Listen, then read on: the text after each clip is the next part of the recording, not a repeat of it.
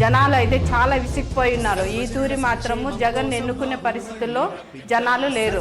ఒకతూరు chance ఇచ్చాం, రెండో chance అయితే చంద్రబాబు నాయుడు సీఎం కన్ఫర్మ్. ప్రతి ఒక్క పనిలోన ముందుకు దూసుకుపోతూ మంచి పరిపాలన అందించే మా నాయకుడు రావాలని కావాలని ప్రతి ఒక్కరూ కూడా కోరుకుంటా ఉన్నారు.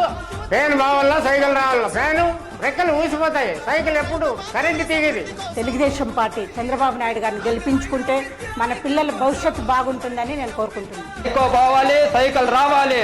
మన చంద్రబాబు నాయుడుకి ఓటు వేసి మనం గెలిపించుకుందాము, మన దేశాన్ని మనం కాపాడుకుందాం.